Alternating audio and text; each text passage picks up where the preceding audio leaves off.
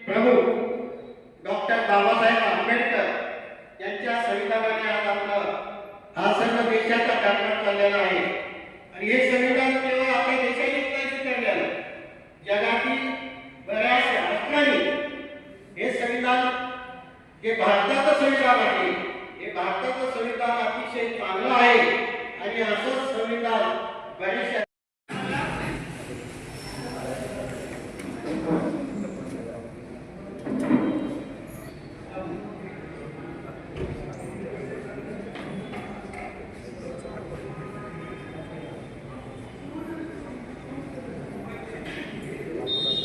छत्रपती शिवाजी महाराज यांच्या जन्मस्थानाने आणि पथस्पर्शाने पावन झालेल्या जुन्नर तालुक्यामध्ये आपण जन्माला आलो हे प्रथमतः आपल्या सर्वांचं भाग्य आहे असं मी समजतो. या ठिकाणी आदिवासी समाज सुधारक पुणे जिल्हा जनजाती संघाच्या वतीने जन आक्रोशी सभा या ठिकाणी आज आयोजित केलेली आहे आणि त्यानिमित्ताने आपण सर्वजण या ठिकाणी उपस्थित आहोत. प्रथमतः या कार्यक्रमासाठी आलेल्या सर्व श्रोते मंडळी बंधू आणि भगिनी यांचं मी प्रथमतः सर्वांना धन्यवाद देतो आणि या कार्यक्रमाचे आयोजक नियोजक संयोजक जे कोणी असतील त्या सर्वांना या ठिकाणी धन्यवाद देऊन कार्यक्रमाला सुरुवात करतो. प्रथमतः मला जो विषय दिलेला आहे या ठिकाणी तो सामाजिक एकता बंधुता टिकवण्याचे मार्ग धर्मांतर म्हणजे काय ते का चुकीचे आहे आणि आपला धर्म आणि आपली ओळख याची जबाबदारी प्रथमतः मी सुरुवात जी करतो ती धर्मावर करणार आहे. जगामध्ये ज्याला अंत नाही, ज्याचा कोणी निर्माता नाही, असा एकमेव धर्म जगामध्ये जर कोणता असेल तर हिंदू धर्म आहे. ह्या हिंदू धर्माची सुरुवात कोणी केली, कधी झाली हे कुणालाही आतापर्यंत सांगता आलेलं नाही. बाकीचे धर्म जे आज जे आहेत हे अर्वाचीन अशा प्रकारचे आहेत. प्रचलित जे आज जे धर्म आपल्याला दिसतात त्यांची कोणीतरी सुरुवात केलेली आहे. परंतु हिंदू धर्माची सुरुवात कधी झाली असा जर आपण एखाद्याला प्रश्न विचारला तर तो सांगता येणार नाही. आपले असणारा जो धर्म आहे या धर्मामध्ये प्रथम ग्रंथ जो आहे तो ऋग्वेद आहे. ज्यावेळेला भगवान श्रीकृष्णाने गीता नावाचा ग्रंथ आपण सर्वांना ज्ञात आहे की गीता ग्रंथ सांगितला द्वापार युगामध्ये. द्वापार युगामध्ये ज्यावेळेला गीता ग्रंथ सांगितलं त्यावेळेला गीतेच्या आधी गीता ही द्वापार युगात सांगितली. त्याच्या आधी त्रेतायुग झालं, त्याच्या आधी परत कृतयुग झालं. मग 2 युग निघून गेली.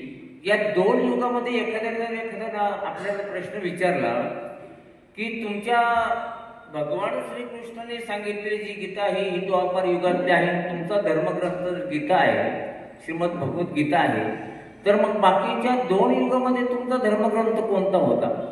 अशा प्रकारचा जर एखाद्याने प्रश्न विचारला तर त्याला तुम्ही अशा प्रकारचं उत्तर द्यायचं की त्याच्या आधी आमच्या हिंदू धर्माचा धर्मग्रंथ हा ऋग्वेद होता. जगातील प्रथम वाङ्मय ज्याला आपण म्हणतो अशा प्रकारचं वाङ्मय जर कोणतं असेल तर ते ऋग्वेद आहे.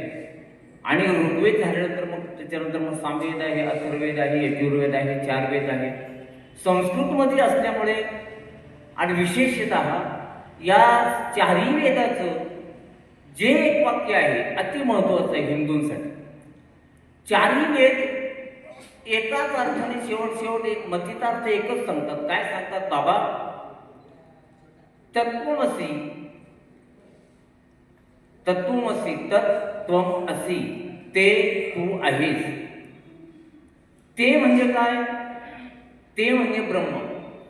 या संपूर्ण विश्वामध्ये जे चैतन्य आहे की जे चैतन्य अगदी यावत म्हणजे छोट्याशा जीवापासून तर अगदी हत्तीपर्यंत दिसणाऱ्या सर्व याची सजीव सृष्टीमध्ये जे चैतन्य दिसतात त्या चैतन्याला ब्रह्मच म्हटलेलं आहे. आणि म्हणून ते ब्रह्म तू आहेस. तत्त्वमसी, प्रज्ञानम ब्रह्म, अहम ब्रह्मास्मी आणि ऐमात्मा ब्रह्म. 4 वेदांची ही 4 वाक्य महत्वाची आहेत. हे का सांगतो हे लक्षात घ्या.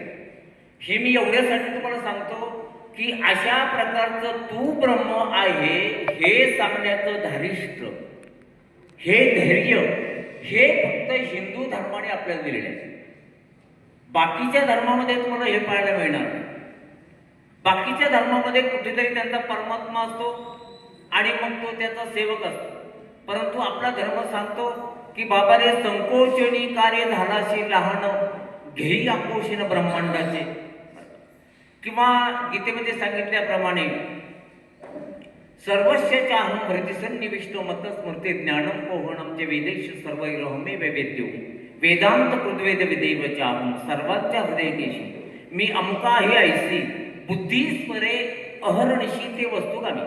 सर्वांच्या ठिकाणी असणारं जे चैतन्य आहे ते चैतन्य जे पिंडी आहे ते ब्रह्मांडात आहे, जे पिंडात आहे ते ब्रह्मांडात आहे.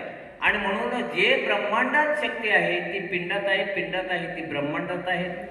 याचं उदाहरण जर द्यायचं ठरलं तर मी समुद्राचं विहिरीचं देऊ शकतो की विहीर जी आहे ही विहीर आपण ज्यावेळेला खणतो त्यावेळेला खणल्यानंतर त्याला पाणी लागतं आणि पाणी लागल्यानंतर मग ते पाणी आपण म्हणजे ते उपयोगात आणतो. आता तिकडे समुद्र आहे, जगाच्या पाठीवर जवळजवळ 70% पाणी आहे, 30% जमीन आहे.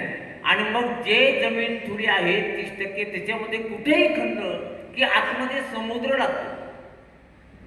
मी समुद्र शब्द वापरलो, समुद्र लागतो. समुद्र म्हणजे पाणी. आता ते पाणी ते खारट असेल हे गोड असेल हा प्रश्न वेगळा, परंतु खाली खाल्ल्यानंतर पाणी लागतं. आणि तिकडे जे पाणी आहे ते अथांग आहे, विशाल आहे. इकडे जे पाणी आहे विहिरीतलं हे थोडं आहे.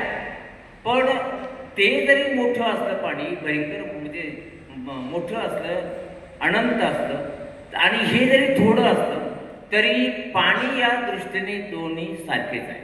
आता इथे जी विहीर आहे ती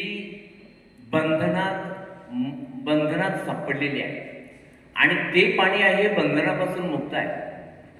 म्हणून मी सांगत असतो की आत्मा हा परमात्माच आहे, पण जीवात्मा झाल्यानंतर तो मायेच्या उपाधीमध्ये सापडलेला आहे. आता परमात्मा सुद्धा आत्माच आहे, पण तो मायेपासून मुक्त आहे.